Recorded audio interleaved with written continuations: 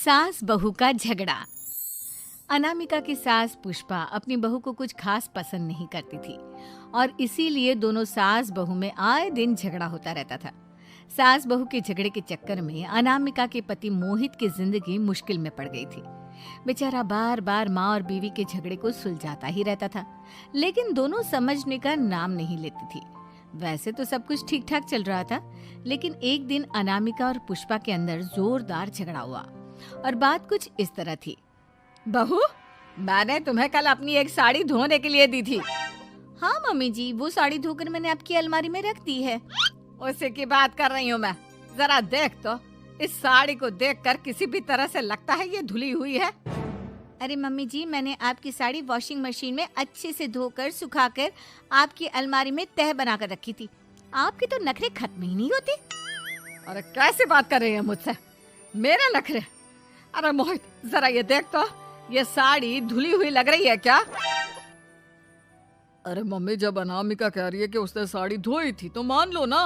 हर बात पर झगड़ा करना जरूरी है क्या? क्या है ना मोहित, तुम्हारी माँ को तो मेरे हर काम में नुस्ख निकालने की आदत पड़ गई है। जब तक दो चार खरी खोटी सुना नहीं लेती ना, इनका दिन नहीं निकलता। अरे चुप कर, बहू होकर मुझे जवाब देती हो। एक तो गंदे कपड़े उठाकर अलमारी में रख दिए, ऊपर से कैंची की तरह कचर कचर बोली जा रही हो। अरे मम्मी जी, आपको समझ में नहीं आता क्या?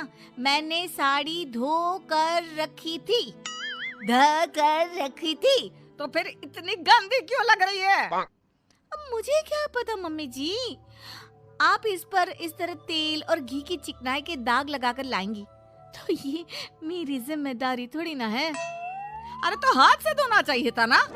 मैं आपकी बहू हूँ, नौकरानी नहीं जो एक कपड़ा रगड़ रगड़ कर हाथ से धो दूंगी। आपको पहननी है तो पहनिए, नहीं तो रख दीजिए। तुझे तो मैं अच्छी तरह बताऊंगी, मुझे जवाब देती है।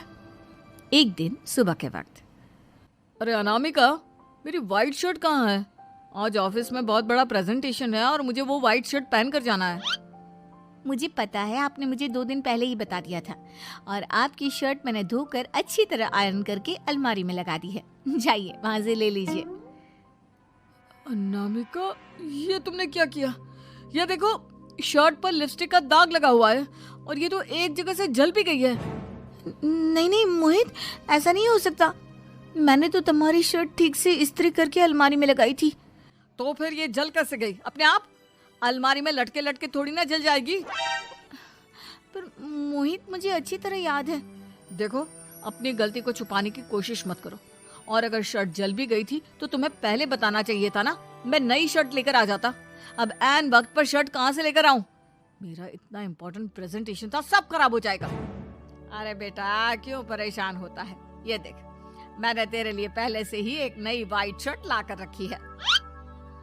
लेकिन मम्मी, आप मेरे लिए व्हाइट शर्ट क्यों लेकर आई? अरे मुझे पता था तेरा प्रेजेंटेशन होने वाला है और अपनी इस बहू पर तो मुझे बिल्कुल भी भरोसा नहीं। क्या पता मेरी साड़ी की तरह तेरी शर्ट भी गंदी करके रख देती। और देख, वही हुआ ना। बेटा, सारी टेंशन छोड़ और ये नई शर्ट पहन कर जा।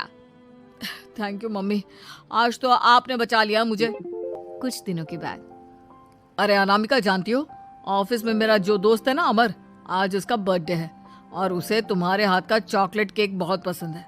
थोड़ा सा बनाकर टिफिन में रख दो ना प्लीज। हाँ हाँ, क्यों नहीं। मैं बहुत अच्छा केक बनाकर आपके दोस्त के लिए रख दूंगी।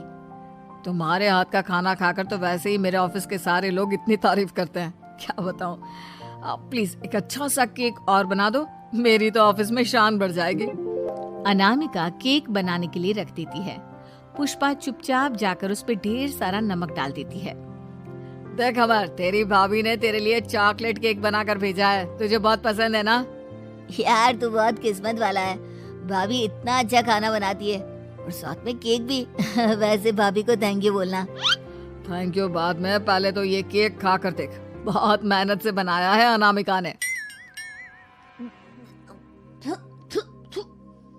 अरे यार, इस केक में तो बहुत सारा नमक है। लगता है भाभी ने शक्कर की जगह खूब सारा नमक डाल दिया है। अरे मोहित, तू तो अपनी बीवी की कुकिंग की बहुत तारीफ करता फिरता है। जरा पूछना अपनी बीवी से, केक में नमक कब से डलने लग गया। क्या यार, तुझे भी मेरा ही जन्मदिन मिला था बिगाड़ने के लिए। केक नहीं लाना था तो मत लाता, कम से कम मुझे इस तरह नमक वाला केक तो नहीं खिलाता।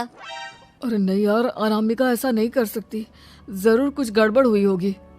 घर जाने के बाद अनामिका, अगर तुम्हारा केक बनाने का मन नहीं था तो ना बनाती, लेकिन मेरी बेइज्जती करवाने की क्या जरूरत थी? अरे आपकी बेइज्जती, ये आप क्या कह रहे हैं? मैंने तो सुबह आपको इतने अच्छे तरीके से केक बना कर दिया था। हाँ, लेकिन उसमें इतना सारा नमक डाल दिया था कि आज ऑफिस में मेरा अच्छा खासा मजाक बना है।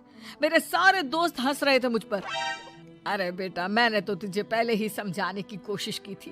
एक नंबर की गैर जिम्मेदार है ये लड़की, कोई काम ठीक से नहीं करती। उस दिन भी गंदी साड़ी रख दी थी मेरी अलमारी में और झूठ बोल रही थी। कुछ दिनों के बाद अनामिका देखो, मैंने अपना लैपटॉप चार्जिंग पर लगाया है, उसे अच्छी तरह चार्ज होने देना। मेरी एक अर्जेंट मीटिंग है, प्लीज बीच में से हटाना मत। हाँ हाँ ठीक है, मैं नहीं हटाऊंगी। पुष्पा चुपचाप से जाकर चार्जिंग का बटन बंद कर देती है। थोड़ी देर बाद अरे ये लैपटॉप चार्ज क्यों नहीं हुआ? और ये बटन किसने ऑफ कर दिया? अनामिका, इधर आओ। क्या हुआ?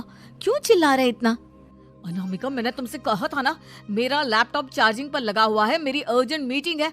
तुमने इसका स्विच ऑफ क्यों कर दिया? अरे मैंने ऐसा कुछ नहीं किया, मैं क्यों स्विच ऑफ करूंगी? कुछ दिनों से देख रहा हूँ अनामिका, तुम मेरा हर काम बिगाड़ देती हो। देखो, ये अच्छी आदत नहीं। कम से कम तुम्हें इस बात का तो ध्यान रखना चाहिए था कि मेरी कितनी इंपॉर्टेंट मीटिंग थी। अब क्या करूंगा मैं? आई एम सॉरी मोहित, लेकिन सच में मैंने जानबूझकर कुछ नहीं किया। अगर जानबूझकर नहीं किया तो क्या सब कुछ अपने आप हो जाता है? कभी मेरी शर्ट जल जाती है, कभी केक में नमक डल जाता है। आप मेरी बात क्यों नहीं सुनते? मैंने जानबूझकर कुछ नहीं किया। फिर से वही बात। अरे कितनी बार तुम्हें समझा चुका हूँ, इस तरह मेरा काम बार बार मत बिगाड़ा करो। तुम जानती हो मुझे कितनी प्रॉब्लम होती है। ऑफिस में तो पहले ही बेइज्जती करा चुकी हो, और अब ये मीटिंग, ये भी मेरे हाथ से निकल गई। अनामिका की समझ में कुछ नहीं आता कि आखिर उसके साथ ये सब क्या हो रहा था और क्यों हो रहा था। फिर कुछ दिनों के बाद मोहित अपने ऑफिस से कुछ फाइल लेकर घर आता है। अनामिका, ये कुछ फाइलें हैं, इन्हें संभाल कर रख दो, और प्लीज इस बार ध्यान से, कोई गड़बड़ी नहीं होनी चाहिए। नहीं मोहित, कोई गड़बड़ी नहीं होगी। मैं सारी फाइल्स अलमारी में लॉक करके रखूंगी और चाबी अपने पास रखूंगी। अनामिका, जरा अलमारी की चाबी तो देना। क्यों मम्मी जी, आपको क्या काम है? उसमें मोहित की जरूरी फाइल रखी है और मैं नहीं चाहती कि इस बार कोई भी गड़बड़ हो। पता नहीं कुछ दिनों से हर काम खराब हो जाता है। अरे मुझे उसमें से पैसे निकालने हैं और उसके बाद ले लेना अपनी चाबी। मैं खा नहीं जाऊंगी तुम्हारे पति की फाइल। अनामिका को अपनी सास पर शक होता है। चाबी देने के बाद वो चुपचाप छुपकर अपनी सास की हरकत देखती है। ये फाइलें उठाकर डस्टबिन में डाल देती हूँ, फिर देखना कैसे मोहित इसकी खबर लेगा। इस बार तो छोड़ेगा नहीं इसे। वैसे भी पहले मैंने जो कुछ भी किया है उसकी वजह से अच्छी खासी डांट पड़ी है, मजा आ जाएगा। अच्छा तो ये बात है, सारा काम मम्मी जी बिगाड़ देती हैं, वो भी इसलिए क्योंकि मेरा उनसे झगड़ा हो गया है। सास के जाने के बाद अनामिका मोहित को बुलाकर लाती है। क्या हुआ अनामिका, क्या दिखाना है? ये देखिए, आपकी फाइल डस्टबिन में पड़ी हुई है। इसीलिए तो कहा था संभाल कर रखना, और तुमने उठाकर ये फाइल डस्टबिन में डाल दी। मैंने नहीं, तुम्हारी मम्मी ने डाली है, मुझसे बदला लेने के लिए, ताकि तुम मुझे डांटो। और अगर मैंने डाली होती तो मैं तुम्हें दिखाने के लिए बुलाकर तो नहीं लाती ना। सही कह रही हो, मैं अभी मम्मी से जाकर बात करता हूँ। थोड़ी देर बाद, मम्मी सच सच बताइए, मेरी फाइल अलमारी में से निकालकर डस्टबिन में आपने डाली थी ना?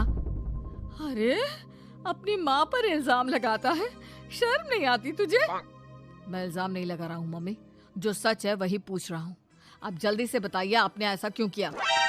अरे तो क्या करती, तेरी बीवी मुझसे झगड़ा करती है, उल्टे सीधे जवाब देती है, मुझे उससे बदला लेना था। अरे मम्मी, लेकिन आप दोनों के झगड़े के चक्कर में मेरा कितना नुकसान हुआ है, ये कभी सोचा आपने? मम्मी जी, अगर आपका बदला पूरा हो गया हो तो आइंदा ऐसी कोई हरकत मत करना, क्योंकि अब आपकी सच्चाई हमारे सामने आ चुकी है। यह तो वक्त ही बताएगा मैं क्या करूंगी और क्या नहीं। मम्मी जी, कहा ना आप ऐसा कुछ नहीं करेंगी। अरे मेरी जो मर्जी आएगी वो मैं करूंगी। मेरा सर घूम रहा है। सास बहू के झगड़े में मेरी जिंदगी का तो कचरा हो गया है।